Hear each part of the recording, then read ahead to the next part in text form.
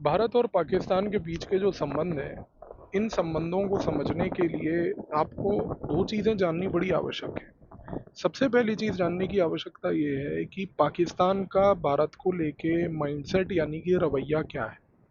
1947 से 1971 तक, 1971 से 1999 तक, 1999 से 2024 तक। कहने का मूल रूप से मकसद इन शॉर्ट ये है कि 1947 से लेके 2024 तक पाकिस्तान का माइंडसेट भारत को लेके सिंगल पॉइंट एजेंडा ड्रिवन है। पाकिस्तान भारत को ब्लीड करना चाहता है, भारत को कमज़ोर करना चाहता है। पाकिस्तान भारत के खिलाफ स्टेट स्पॉन्सर्ड टेररिज्म को प्रमोट करना चाहता है। अब वो स्टेट स्पॉन्सर्ड टेररिज्म, चाहे वो डायरेक्टली टेररिज्म को खुद स्पॉन्सर करे या भारत के अंदर अपने एसेट्स बनाकर भारत की जनता को उकसा के उनके थ्रू करवाए। और तीसरी सबसे बड़ी बात, वो बड़ी शक्तियों के साथ मिल के उनसे सहायता लेके इस पूरे मुहिम को देना चाहता है, चलाना चाहता है। यानी कि भारत के खिलाफ अगर पाकिस्तान, मान लीजिए, कोई भी ऐसे देश को ढूंढने की कोशिश करेगा जो उसको इस एजेंडा में उसकी मदद करेगी। पूरे शीत युद्ध के दौरान अमेरिका ने इस चीज़ में पाकिस्तान की हमेशा से सहायता करी। शीत युद्ध खत्म होने के बाद ये चीज़ पूरी की पूरी अमेरिका की चाइना ने ले ली। इस कॉन्सेप्ट को कहते हैं concept of borrowed power. Borrowed power का मतलब होता है कि आप किसी से पावर यानी कि शक्ति खरीदें और खरीद के वो शक्ति किसी दूसरे देश के खिलाफ प्रयोग करें। 1971 में पाकिस्तान के भूगोल बदलने के बाद उसके टुकड़े को तोड़ के एक नए देश बनाने के बावजूद पाकिस्तान के इस व्यवहार में किसी प्रकार का कोई बदलाव कभी देखने को नहीं मिला। सबसे बड़ी बात यह है कि भारत का नजरिया पाकिस्तान को लेके क्या है। भारत का नजरिया पाकिस्तान को लेके यदि हम देखें तो इसको हम दो भागों में बांट सकते हैं। पहला भाग भारत का जो है वो है 1950 से लेके 2014 तक, और दूसरा है 2014 से लेके आज तक। तो यदि मैं पहले पॉइंट की बात करूं, 1950 से लेके 2014 तक भारत में जितनी सरकारें आई, हर एक सरकार का जो रवैया पाकिस्तान को लेके था, वो रवैया सिर्फ और सिर्फ ये था कि पाकिस्तान के साथ किसी भी प्रकार के संबंध एक ट्रायंगल के थ्रू देखे जाएंगे। अब आप ट्रायंगल समझते हैं, त्रिकोण होता है, तीन कोने होते हैं उसमें। इन तीन कोनों में एक एक पॉइंट था भारत की रणनीति का, जो पाकिस्तान के साथ भारत का रवैया और व्यवहार बताएगा। तिकोने पॉलिसी पॉइंट्स या तिकोनी नीति क्या थी। सबसे पहले कि भारत 1950 से लेकर 2014 तक इस पॉइंट पे मानता आया कि हमें पाकिस्तान के साथ कोऑपरेट करना चाहिए। कोऑपरेट करने का मतलब है कि उसके साथ एक डायलॉग का चैनल परमानेंटली ओपन रखना चाहिए। ये डायलॉग का पॉइंट सबसे पहला तिकोन का ऊपर वाला पॉइंट में हमारे यहाँ पर आया।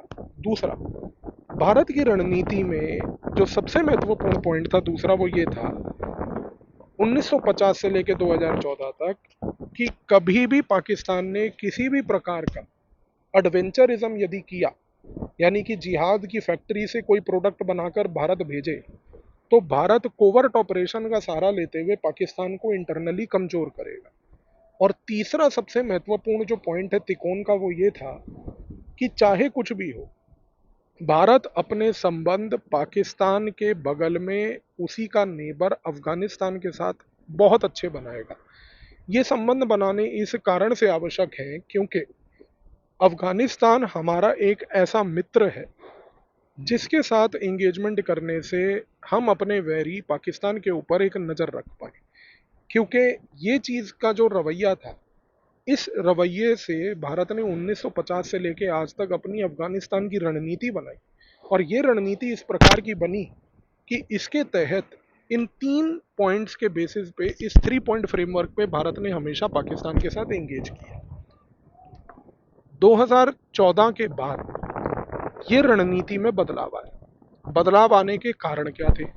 कारण सबसे पहला ये था कि ये जो तिकोन हमारी नीति थी, इस नीति से हमें बहुत ज़्यादा रिजल्ट नहीं आ रहे थे। दूसरी बात, क्या ये तिकोनी नीति में किसी प्रकार का कोई अंतर आया 1950 से 2014 तक? तो जी एक बार अंतर जरूर आया, और ये अंतर आया था जब भारत का एक बार प्रधानमंत्री था इंद्र कुमार गुजराल। गुजराल ने उस समय एक रणनीति अपनाई थी जिसको हम लोग आज की डेट में विदेश नीति में कहते हैं गुजराल डॉक्ट्रिन। गुजराल डॉक्ट्रिन के तहत गुजराल ने भारत की रिसर्च एंड एनालिसिस विंग आरएनएडब्ल्यू को बुलाकर एक बात बोली थी कि ये जो तिकोन नीति है ना, इसमें जो पहला पॉइंट है कि हम पाकिस्तान के साथ कोऑपरेट करेंगे, एक डिप्लोमेटिक डायलॉग का चैनल हमेशा ओपन रखेंगे, वो चलता रहे। दूसरा जो तिकोन का पॉइंट था कि हम किसी भी प्रकार का, यदि पाकिस्तान ने एडवेंचरिज्म किया तो कोवर्ट ऑपरेशन की रणनीति के तहत पाकिस्तान के अंदर कोवर्ट ऑपरेशन की एक्टिविटी करेंगे। गुजराल ने ये दूसरे पॉइंट को बंद करवा दिया। लेकिन एक चीज याद रखिए कि गुजराल के दौरान जब ये दूसरा पॉइंट तिकोनी नीति के तहत बंद हुआ, इसका मतलब ये नहीं है कि उसने तीसरे पॉइंट पे कोई आंच आने दी। यानी कि गुजराल के समय चाहे भारत के रॉ को अपने ऑपरेशंस कोवर्ट एक्शन डिवीजन जो था उसको पाकिस्तान स्पेसिफिक कॉन्टेक्स्ट में बंद करना जरूर पड़ा, लेकिन सबसे बड़ी बात यह भी है कि गुजराल डॉक्ट्रिन के तहत गुजराल ने कभी भी रॉ को ये बात नहीं बोली कि आप अफगानिस्तान में जो हमारी रणनीति चल रही है और अफगानिस्तान में जो ऑपरेशंस पाकिस्तान को लेकर चल रहे हैं उनको बंद कर दीजिए। तो वो चीज़ चलती रही। लेकिन चाहे जो मर्जी हो, 1950 से 2014 तक एक बात तो तय है कि हमें कोई बहुत पॉजिटिव रिजल्ट इस रणनीति के तहत नहीं मिले। इस कॉन्टेक्स्ट में एक चीज़ तय हो गई कि एक नई रणनीति की आवश्यकता है। नई रणनीति बनाई भी गई। नई रणनीति 2014 से लेके जो आज तक चल रही है, अब उसमें ये तिकोन हटा दिया गया है। अब एक स्क्वायर है। स्क्वायर के अंदर आप जानते हैं कि 4 साइड होते हैं। तो 4 पॉइंट्स हैं जो हमारी पाकिस्तान की रणनीति को आज की डेट में ड्राइव करते हैं।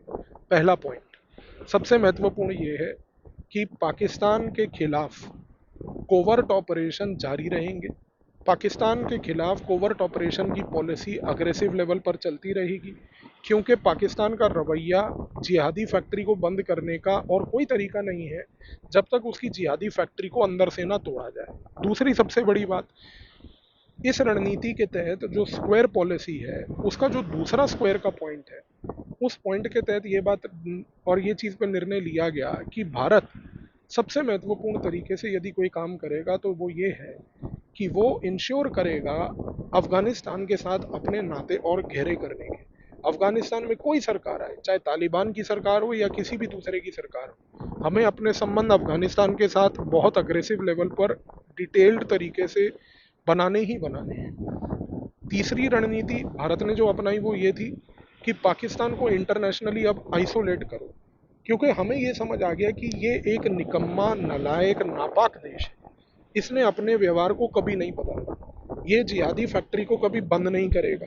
तो जिहादी फैक्ट्री को बंद करवाने का तरीका है कि अग्रेसिव लेवल पर चुपचाप कोवर्ट ऑपरेशन यदि है वो तो करते रहो, लेकिन अगर कोवर्ट ऑपरेशन नहीं हो रहे तो दूसरी महत्वपूर्ण चीज़ की आवश्यकता ये है कि इसको अंतर्राष्ट्रीय स्तर पर आइसोलेट करके बेइज्जत करो। हमारे स्क्वायर का तीसरा सबसे महत्वपूर्ण पॉइंट ये है कि इसको जब तक आप बेइज्जत नहीं करोगे, इसको आप फाइनेंशियल एक्शन टास्क फोर्स जो पेरिस में बैठा है वहां पर इसको ले जाके आइसोलेट करो, संयुक्त राष्ट्र में ले जाकर इसको आइसोलेट करो, दूसरे देशों को मिलते हो उनके साथ जॉइंट स्टेटमेंट निकाल के उसमें इसको बेइज्जत करो। तो जब तक पाकिस्तान को इस प्रकार की रणनीति के अंदर आप इनसर्कल नहीं कर लेते कि पाकिस्तान को हर एक एस्पेक्ट में उसको बेइज्जत करके उसकी हैसियत बताई जाए, तब तक उसको चैन की नींद ना सोने दो। और चौथा सबसे महत्वपूर्ण पॉइंट हमारे इस स्क्वायर पॉलिसी में है कि पाकिस्तान को ये बात स्पष्ट तरीके से बोल दो कि तेरे साथ किसी प्रकार की कोई कोऑपरेशन, कोई डायलॉग नहीं हो।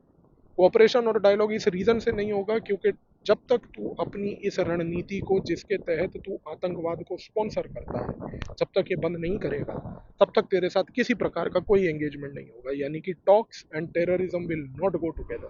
तो भारत ने ये बात बहुत स्पष्ट तरीके से बोल दी। अब सवाल एक उठता है कि भारत ने ये 4 पॉइंट की रणनीति तो बना ली, ये 4 पॉइंट की रणनीति बना के उसको बता भी दी, पर क्या इससे भारत किसी प्रकार का कोई इंसेंटिव पाकिस्तान से ड्राइव कर सकता है? क्या इससे पाकिस्तान के अंदर भारत जो है इस प्रकार की रणनीति के बाद कोई पॉजिटिव चेंज पा सकता है? तो एक चीज तय है कि सबसे पहली बात, इस रणनीति से पाकिस्तान का रवैया तो नहीं बदलेगा, लेकिन एक चीज बदलेगी। वो ये होगा कि पाकिस्तान जब आइसोलेट होगा, इस आइसोलेशन से पाकिस्तान को ये बात समझ आएगी कि भाई भारत के आसपास के बाकी पड़ोसी देश सब प्रगति कर रहे हैं, मैं अपनी हरकतों के कारण प्रगति नहीं कर पा रहा। भारत की ये सोची समझी रणनीति है और इसको आप समझ लीजिए। ये सोची समझी मैं इसलिए बोल रहा हूँ क्योंकि जब पाकिस्तान ये बात समझेगा कि आसपास भारत के और भारत जैसा देश सारे लोग प्रगति कर रहे हैं, प्रगतिशील तरीके से विकास करते हुए अपनी जनता को अच्छी सर्विसेज देते हुए उनको आगे बढ़ा रहे हैं, और हम यहाँ पर एक जिहादी फैक्ट्री स्पॉन्सर कर रहे हैं, तो इस रणनीति ने जो भारत ने अपनाया है उसका एक अंडरलाइंग प्रिंसिपल है, और वो प्रिंसिपल ये है कि एक पॉइंट पर आके पाकिस्तान की आवाम यानी कि जो पाकिस्तान के लोग हैं वो फ्रस्ट्रेट हो जाएंगे, और पाकिस्तान की आवाम जिस दिन फ्रस्ट्रेट हुई, ये फ्रस्ट्रेटेड पाकिस्तानी आवाम उस दिन पाकिस्तान आर्मी के खिलाफ एक ऐसा रिवोल्ट करेगी और उसको बोलेगी, उस पर दबाव डाल के कि आप ये जिहादी फैक्ट्री बंद करिए, क्योंकि आपकी इस जिहादी फैक्ट्री के कारण, आपके इस रवैये के कारण पाकिस्तान का जो है आज तक किसी प्रकार का विकास नहीं हो पाया। तो भारत की ये जो रणनीति है, ये एक बड़ी सोची समझी रणनीति है। भारत की इस रणनीति में एक टाइम टेकिंग अप्रोच है, ये लॉन्ग टर्म में कॉन्सिक्वेंसेज आपको दिखाएगी। तीसरी सबसे बड़ी चीज, इस रणनीति का सबसे महत्वपूर्ण प्रिंसिपल है एक प्रोटेस्ट पोटेंशियल जनरेट करना, जो कि पाकिस्तान की सोसाइटी के अंदर जिस दिन ये प्रोटेस्ट पोटेंशियल जनरेट हुआ, आप समझ लीजिए कि उस दिन पाकिस्तान की सोसाइटी का जो बैलेंस ऑफ पावर है वो पूरा टिल्ट कर जाएगा। और जिस दिन ये हुआ, आज कल नहीं होगा ये, मैंने आपको बताया ये लंबी रणनीति का खेल है, इसमें समय लगेगा, कई साल लगेगी, लेकिन हमें कई साल इस पॉलिसी को बेयर करना है, ये पॉलिसी के ऊपर कार्य करना है। भारत के अंदर जितने भी ये सो कॉल्ड ब्रिगेड्स हैं जो आज की डेट में बोलते रहते हैं, और जो पाकिस्तान की तरफ से पाले हुए उसके एसेट्स हैं जो ये बात बोलते रहते हैं कि पाकिस्तान से चर्चा करो चर्चा करो, हमें नहीं चर्चा करनी है, Pakistan is not our well wisher. तो हमें अपनी रणनीति पे कायम रहना है, और इस रणनीति पे कायम यदि हम रहे लॉन्ग रन में, इसको हमने सस्टेन किया, तो आप समझ लीजिए कि जो पाकिस्तान के अंदर प्रोटेस्ट पोटेंशियल जनरेट होने की पॉसिबिलिटी है, ये पॉसिबिलिटी पाकिस्तान के पूरे स्ट्रक्चर को ओवरटर्न करने की क्षमता रखती है। तो आज की डेट में इस वीडियो के बाद कम से कम आपको भारत और पाकिस्तान के बीच का जो माइंडसेट है, किस माइंडसेट से भारत की सरकार पाकिस्तान को और पाकिस्तान की सरकार भारत को देखती है, ये चीज़ अब आपको क्लियर हो गई होगी। धन्यवाद।